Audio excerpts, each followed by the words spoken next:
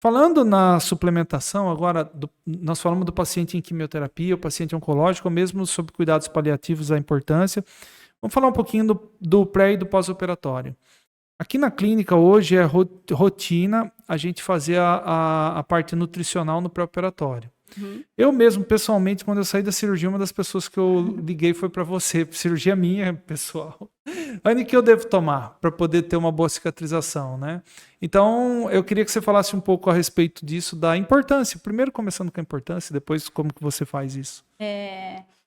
Você suplementando esse paciente. No teu caso, né, foi meio de imediato, não tivemos pré-operatório. Não tivemos, não. Foi um acidente doméstico lá em casa, caí em casa e tive que ir para cirurgia, e daí Eu depois só peguei eu te o liguei. Você pegou pós-operatório. no pós, foi bem isso Mas mesmo. os protocolos aqui da clínica, nós começamos com uma dieta pré-operatória, tá? Com uma alimentação toda rica para o paciente, de gorduras, com arginina, glutamina, tudo para cicatrizar esse paciente.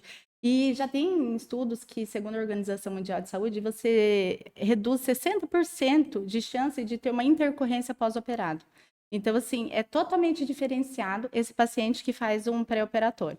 Nós entramos com uma alimentação e uma suplementação antes e após a cirurgia. Então, a gente consegue ver isso nos pacientes, isso é nítido.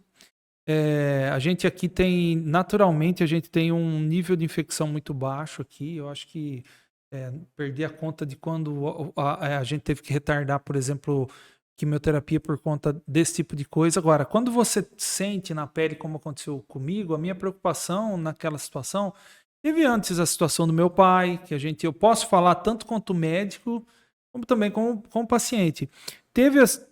Você sente na pele porque é o seguinte, a preocupação era numa cirurgia ortopédica, né? Você não ter nenhum tipo de infecção óssea, então a gente estava coberto. E logo que eu saí era preocupação de cicatrização. Não, vamos fazer alguma coisa para cicatrizar rapidamente. E foi um sucesso, né? Menina foi. Eu tenho foto diária que eu guardo. Falei, estava sem fazer nada. Falei, bom, vou registrar isso aqui. Eu quero saber se dá certo na pele mesmo. Dá muito certo. A cicatrização, acho que você lembra, né? Lembro. Perfeito, né? Eu tomei até um pouco a mais do que você me passou. Você me passava os potinhos, comprei um monte. E é engraçado o seguinte, pessoal, que fique para vocês, eu falo isso para os meus pacientes. É aquela história assim, tem o gosto que ela passava. Baunilha, morango e chocolate. Minha esposa perguntava, é bom? Eu falava, olha, é remédio. Remédio você toma e não fica... bom é você tomar outra coisa. É remédio isso aqui. Se você sabe que tá te recuperando, que vai te melhorar, você vai... Né, porque tem essa situação. Eu não vou tomar porque eu não gostei. Sim, você faz um... E não é tão ruim, vamos falar a verdade, não é tão ruim. Para os pacientes oncológicos, eu tenho umas suplementações sem sabores. Tá? Talvez suporte mais, porque dá para misturar em outras coisas. Aí eu consigo colocar com outras coisas, eu camuflo o gosto. Então, isso é importante. Mas para o senhor, para a gente era remédio. Toma. Foi remédio, foi. E eu acho que eu tomei quase de 20 dias a um mês. Tomei um montão. Ainda tomei um tanto a mais até acabar. E foi muito bom. Eu tive uma experiência pessoal. Eu gosto de falar das experiências pessoais, porque a gente fala do outro lado, assim, você fala como médico, né?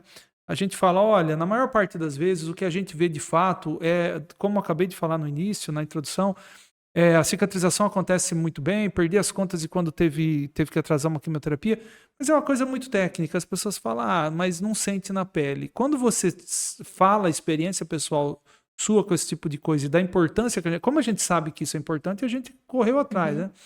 A cicatrização, por exemplo, do meu pai, quando fez uma cirurgia de grande porte do intestino, que você começou a suplementar antes, você lembra? Lembro.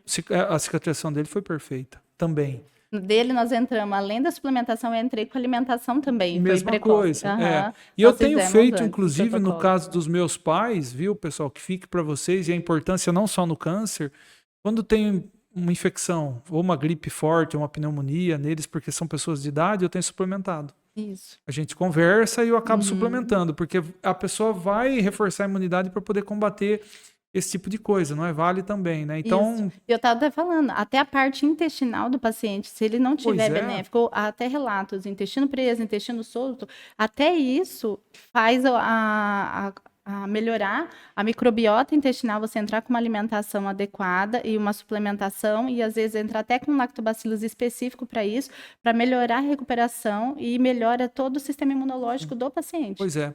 E nós temos muito em caso de quimioterapia essa mudança do hábito intestinal. Depende da quimioterapia, ele muda para, ou depende da fase do ciclo da quimioterapia, como você bem disse atrás, ele muda para obstipação, depois passa para diarreia. Depois solto. Então a gente tem muita dificuldade, por exemplo, em falar, toma um laxante, ou toma um Imosec, por exemplo, porque de repente está naquela fase. Por isso que a gente sempre prescreve os lactobacilos e etc. A gente faz uma recuperação da microbiota desse paciente. E é muito mais saudável. Isso. Eu já tive caso de paciente, quero deixar registrado aqui, teve ilho adinâmico, ilho paralítico com Imosec e que foi a óbito, porque teve septicemia. Eu tive caso de paciente assim.